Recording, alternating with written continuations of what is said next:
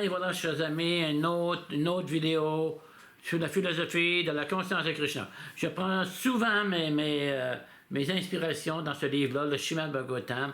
Ce sont des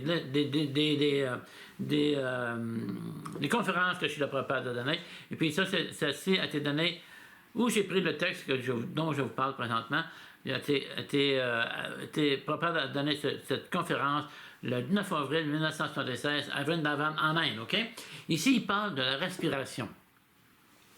En fait, les gens, ça pense vraiment indépendant, mais on a besoin de respirer, OK? Et puis, pendant des années, on peut respirer, mais avec le temps, on vieillit, la respiration est moins forte, et on se rend compte à ce moment-là qu'on n'est pas le contrôleur, parce qu'on a besoin de respiration. On a besoin de respirer continuellement. On a besoin d'oxygène, d'hydrogène. Je ne m'y connais pas trop dans ce domaine-là, mais on a besoin de ça on a besoin de respirer. OK? Fait que, en fait, on regarde ça, les poissons dans l'eau, eux, ils doivent avaler de l'eau, c'est leur respiration. Mais nous, on a besoin d'air, OK? Ça me rappelle une petite parenthèse que je vais ouvrir. C'est un de mes amis, Devo, il me parlait il y a plusieurs années que lui, qu'est-ce qui l'inquiétait? C'est que l'air ne rentre plus dans sa gorge, ne rentre plus. Ça l'inquiétait. C'est certain que c'est paniquant quand l'air ne rentre plus. Ça là aussi me fait penser à mon frère qui parlait avec ma soeur au téléphone. Et puis il mangeait en respirant, il mangeait en parlant. Puis à un moment donné, ça a bloqué, il a mal avalé, il a avalé trop vite, ça a bloqué sa respiration. Puis là, il s'est demandé qu'est-ce qui allait arriver, puis ça a duré, je ne sais pas combien de temps, mais assez longtemps. C'est ça que ma soeur m'a conté. C'est certain qu'il paniquait, parce que quand l'air ne rentre plus, c'est paniquant, c'est vraiment dérangeant, c'est vraiment dérangeant, okay? Parce qu'on a besoin d'air.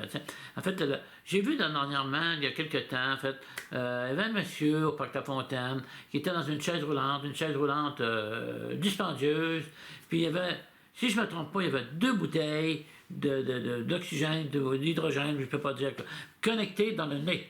Hein, il fait, wow, c'est vraiment, ça veut dire qu'il doit traîner ces bouteilles tout le temps, jour et nuit avec lui, pour continuer à vivre. C'est terrible, c'est pas agréable, c'est ça. Fait que on a besoin vraiment de respirer. Puis encore une fois, on se pense les contrôleurs, mais on a besoin d'oxygène, on n'est pas les contrôleurs, c'est pas d'autres qui contrôlent. Fait qu'on on dépend de l'oxygène, hydrogène. T'sais. En fait, on regarde ça aussi encore une fois, en fait, il y a des yogis en Inde qui apprennent à respirer le moins possible. Comme ça, ils rallongent leur vie. OK? Fait que peut-être qu'ils rallongent leur vie de je sais pas, peu importe, une vingtaine d'années, je ne sais pas. Mais même s'ils allongeaient leur vie d'une centaine d'années, c'est rien à comparer avec l'éternité. Je reviens à ce propos-là dans quelques secondes pour l'éternité, OK? En fait, les gens le sexe est de plus en plus encouragé sur la planète. Tout le monde a du sexe, mais quand on fait du sexe, on prend plus de respiration. On prend beaucoup de respiration, on a besoin. Donc, encore une fois, ceci nous raccourcit notre vie, OK? En fait, c'est ça. En fait, les dévots de Krishna, hein, en fait, on doit apprendre à bien respirer, OK? En fait, les dévots de Krishna, qu'est-ce qu'ils apprennent? C'est de respirer pour Krishna. All right, OK? En fait, ils apprennent à vivre en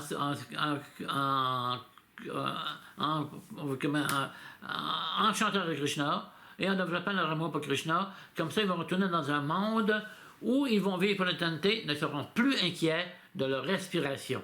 La respiration, elle va être là continuellement, sans inquiétude. C'est ça qu'on en propage à la conscience de Krishna.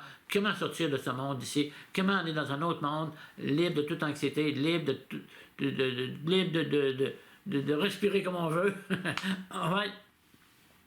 C'est ça. Fait qu'encore une fois, le monde matériel n'est pas un endroit confortable. Fait qu'il faut apprendre à sortir, il faut apprendre la façon de sortir de ce monde ici, aller dans un monde libre de tout problème matériel. Et on n'a plus de problème matériel. On est continuellement en amour avec Krishna, Dieu, la personne suprême. On apprend à le servir et à le servir et échanger avec lui. Et aussi, on a des amis dans le monde spirituel. Et, encore une fois, bien, on respire parfaitement. Alright, avec Krishna, bon retour à Krishna. Et n'oubliez pas, chantez avec Krishna. Et c'est certain que votre vie va devenir sublime. Vous ne penserez plus, comme certains yogis, à rallonger votre vie. Parce que votre vie va être éternelle. Elle va être éternelle. Tous ces problèmes-là vont être résolus, dissous complètement. En fait, c'est ça que la conscience de Krishna nous donne. Puis si vous apprenez, si vous approfondissez cette philosophie-là, vous allez découvrir des choses merveilleuses. C'est certain, je vous le promets. Hein? Fait que pour nous emmener quelque chose de vraiment sublime, nous emmener quelque chose de vraiment parfait, quelque chose qui va nous donner le bonheur pour l'éternité, sans qu'on pense à la respiration. All right? Fait que vous ne verrez jamais des gens se promener avec des bonbonnes d'oxygène, d'hydrogène dans le monde spirituel. Ceci est seulement dans le monde matériel. OK? Fait que vous ne verrez jamais non plus des gens assis sur une chaise roulante. en fait, c'est ça. C'est parce que tout le monde marche parfaitement dans le monde spirituel. Il n'y a aucun problème.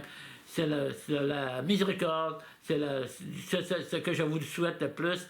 Retourner dans un monde libre de toute dualité, libre de toute anxiété, et là, vous connaîtrez le bonheur parfait.